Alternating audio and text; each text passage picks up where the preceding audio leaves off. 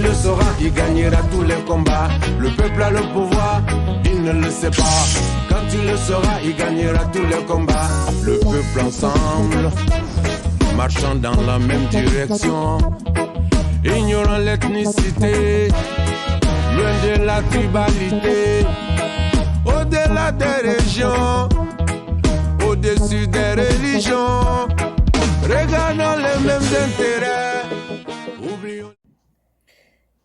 Ici, je voudrais dire quelque chose en rapport avec la marche de l'opposition congolaise, la marche du 20 mai 2023, une marche qui s'est soldée par un échec, comme d'habitude. On dit souvent de ne jamais dire aux gens, surtout s'ils sont en difficulté, je vous avais prévenu.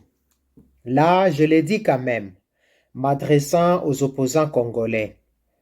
Je vous avais prévenu que si vous organisez votre marche de la même manière comme vous l'avez toujours fait depuis des décennies, eh bien, vous n'alliez pas vous attendre à un résultat différent. Puisque faire la même chose dans les mêmes circonstances et s'attendre à un résultat différent, c'est bien cela, c'est que Albert Einstein appelle la folie. Nous avons vu les opposants congolais vraiment pitoyables. Nous pouvons dire que la République démocratique du Congo n'a vraiment pas de chance. Nous avons des opposants qui ne rassurent pas trop. Nous avons vu Martin Fayulu en train de pleurnicher, un Martin Fayulu pathétique qui dit aux policiers, je retiens ton visage, je viens de voir ton visage. Un président élu qui s'explique pitoyablement. Nous avons vu Moïse Katumbi dépaysé, dépassé par les événements. Nous avons vu Matata Mponyo là derrière, comme un gamin n'importe lequel. Un Matata Mponyo méconnaissable. Nous avons vu Delice Sanga aux abois en train de s'expliquer. Ce que nous avons constaté, c'est que les opposants, ils possèdent la plus grande armée du pays, la population. La population est derrière vous, mais vous ne savez pas l'utiliser à bon escient. Et ça, c'est triste, c'est lamentable. Puisque nous avions eu affaire à la population, la plus grande armée du pays, face à la milice que Félix a engagée avec des machettes, avec des bâtons, la milice avec des armes. C'était un groupuscule. Ils étaient maîtrisables. Face à la plus grande armée du monde, à la plus grande armée du pays, cette milice était maîtrisable. Mais nos opposants n'ont pas profité de la population en leur portée pour changer le cours des choses. Et ça, c'est lamentable, c'est pitoyable. Les opposants, vous faites vraiment pitié. Puisque vous ne pouvez pas faire la même chose. Chaque fois vous revenez, vous reprenez, vous refaites la même chose et vous voulez vous attendre à un résultat différent. Vous pensez vraiment que Félix peut vous faire des cadeaux? Félix ne vous fera jamais des cadeaux, puisqu'il sait comment il est arrivé là où il est. Félix, il sait qu'il n'a pas de compte à rendre à la population, puisque la population n'avait pas voté pour lui. Et c'est la raison pour laquelle il est en train de bastonner la population. Et il le fait sciemment. Félix vole les rames de la population. Félix bastonne la population. Tout ce qu'il sait, c'est voyager, aller parrainer des mariages, aller parrainer des décès. Un président de la République qui se permet d'aller passer nuit au deuil. S'il vous plaît, un président de la République qui va passer nuit au deuil. Un président de la République qui n'a jamais séché, je dis bien qui n'a jamais séché un seul mariage de l'un des membres de sa famille et de son entourage. Il est toujours là, il répond présent. un président de la République. Un président de la République qui n'a jamais prononcé un seul mot de consolation par rapport à tous les ravages qui s'effectuent dans le pays. Il y a eu des pluies qui ont tué, qui ont emporté des maisons, qui ont tué des gens. Il y a eu des accidents, il y a eu des atrocités, des massacres. Tout ce qui se passe, le président n'a jamais dit un seul mot de consolation. C'est puisqu'il sait que la population n'avait pas voté pour lui. Il sait qu'il n'a pas de compte à rendre à la population.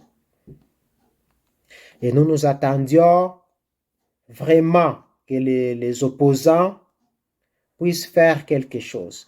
Maintenant, nous venons de nous rendre compte que la République démocratique du Congo n'a pas vraiment assez de chance, puisque nous avons les opposants qui ne rassurent pas. Tout le monde savait comment se terminent nos marches. Tout le monde sait comment se terminent nos marches. On sait toujours que depuis des décennies, le régime procède à la dispersion violente des manifestants. Le régime a toujours jeté des gaz lacrymogènes. Le régime a toujours versé de l'eau chaude qui chatouille. Le régime a toujours tiré à balles réelles sur les manifestants. Le régime a toujours procédé à des arrestations et à des actes de violence, de lynchage. Pour cette fois-ci, nous avons vu même des petits-enfants qui se sont fait torturer. Et nous savons que les gens des droits de l'homme vont se pencher sur ces dossiers. Et tout le monde savait comment se termine, tout le monde sait comment se terminent les marches, les manifestations de l'opposition. Puisque Félix ne peut pas vous faire des cadeaux. C'est la raison pour laquelle nous avions averti. Nous avions demandé à nos opposants de constituer d'abord un cerveau collectif. Puisque les Congolais intelligents, ils sont nombreux, ils sont partout. Il fallait constituer un cerveau collectif, prendre des Congolais qui peuvent produire des idées. Puisqu'on sait que Félix, dans son idiotie, c'est plus facile de les pousser à des erreurs, de les pousser à des fautes.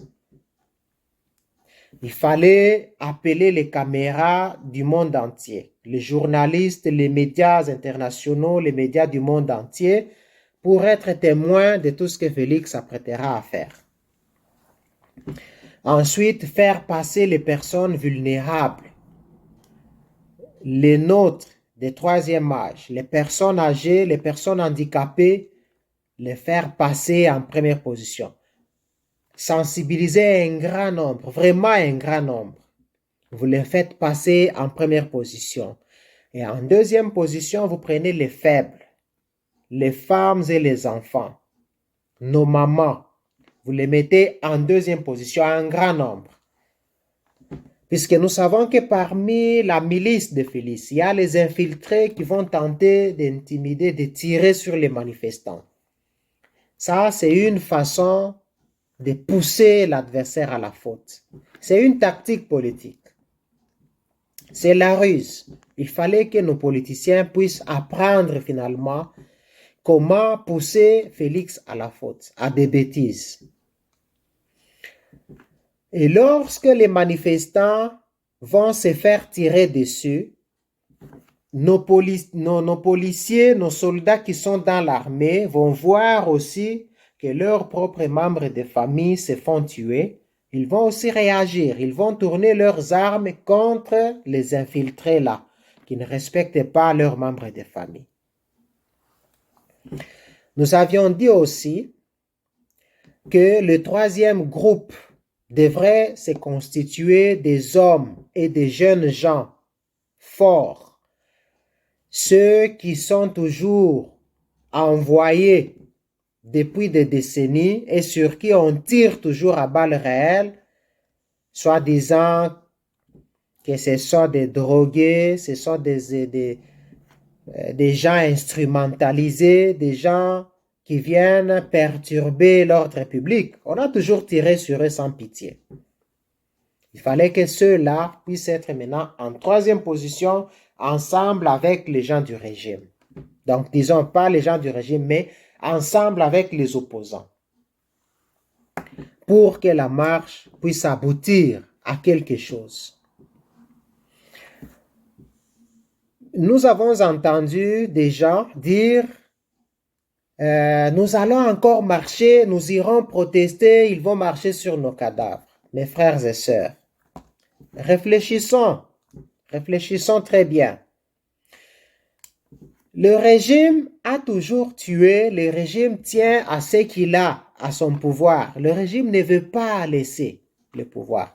C'est la raison pour laquelle le régime est en train de tout faire pour manigancer, pour rendre difficile les processus des élections, puisque le régime ne veut pas laisser quelque chose, ne veut pas lâcher le pouvoir. Si vous dites que vous allez encore marcher, et si vous le faites de la même manière et dans les mêmes circonstances, vous n'allez pas vous attendre à un résultat différent. Je vous aurais prévenu. Puisque vous dites que vous allez descendre, ils vont marcher sur vos cadavres. Souvenez-vous que le régime passé avait marché sur vos cadavres. Le régime passé avait tiré sur des manifestants, même dans des églises. Les gens avaient dit que les papes, l'église catholique et tout, mais rien ne s'était fait. Donc, il faut changer des méthodes, il faut changer des tactiques. Pour faire la politique, il faut connaître l'homme. Et beaucoup pensent, je les vois, je les sens, je les regarde, et beaucoup pensent que c'est Félix qu'on est en train de viser puisqu'on ne l'aime pas et ceci et cela. Non. Nous sommes en train de militer pour la terre que nos ancêtres nous ont laissée. Puisque Félix, il va passer. Félix passera comme Kabila est passé, comme Mobutu est passé, Laurent Désiré Kabila est passé. Félix passera aussi. Nous ne voulons pas tout simplement que celui qui viendra après Félix puisse continuer avec les mêmes bêtises. C'est pourquoi il faut arrêter net l'hémorragie. Puisque les politiciens qui nous demandent de descendre sur la route, rien ne nous rassure qu'une fois au pouvoir, ne feront pas la même chose que ceux qui sont là au pouvoir. Donc, si nous arrêtons net l'hémorragie, même ceux qui viendront après auront peur des représailles, puisqu'ils auront compris que si eux aussi se lancent dans le même jeu des fous, la population sera là pour leur dire niet, pour leur dire stop. Puisque si vous voyez très bien, les opposants essayent d'utiliser la population pour leur propre gain, pour leur propre fin, pour leur propre but, leurs propres objectifs, pour atteindre leurs objectifs. Si vous voyez parmi les manifestants, il n'y a aucun enfant des opposants là-dedans. Donc les opposants utilisent seulement les pauvres, les autres, tout en mettant leur famille à l'abri. Leur famille, leurs membres de famille sont protégés. C'est à ce moment-là qu'il faut ouvrir grandement les yeux. C'est pourquoi je dis que le pouvoir n'est pas entre les mains de ceux qui sont au pouvoir. Le pouvoir n'est pas entre les mains des opposants, mais le pouvoir est entre les mains de la population. C'est pourquoi dans notre chanson d'introduction, nous avons dit « Le peuple a le pouvoir, mais il ne le sait pas. Quand il le saura, il gagnera tous les combats. » Puisque dans toutes les dictatures du monde entier, les grands dictateurs, ils craignent la population. Ils peuvent mater les opposants, les autres et tout, mais face à la population, ils ont des retenues. Face à la population, ils ont peur. Mais ici, nous avons un régime qui défie en même temps la population et les opposants. Et ça, c'est pitoyable. Ça montre vraiment que la République démocratique du Congo n'a pas assez de chance. Et c'est la raison pour laquelle nous demanderons à tous les Congolais, de toutes tendances confondues, que vous soyez dans la diaspora, que vous soyez au pays, que vous soyez de n'importe quelle confession religieuse, que vous soyez de n'importe quelle tendance politique, tout ce qui nous unit, c'est la terre de nos ancêtres. Militons pour la terre. Puisque le régime actuel est en train de tout foutre en l'air. Si nous récupérons le pouvoir, nous militons pour notre terre. Cela peut garantir l'avenir à nos enfants. Puisque souvenez-vous de ce que nous disions la fois passée. Vos enfants que vous avez maintenant, les enfants que vous avez, vous risquez de les avoir dans la même situation de pauvreté après 10 ans, après 20 ans, après 30 ans.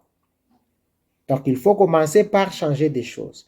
Il faut prendre des risques pour que nous puissions nous attendre, nous tous, et Félix y compris, à un avenir meilleur de notre pays. C'est à cela que nous devons nous attendre. Que Dieu nous bénisse pour que nous puissions y parvenir. Merci.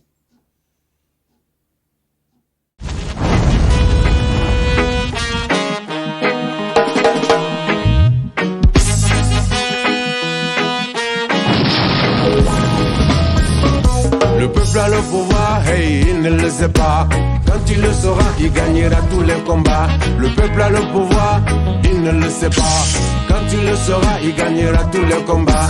Le peuple ensemble, marchant dans la même direction, ignorant l'ethnicité, loin de la tribalité, au-delà des régions, au-dessus des religions.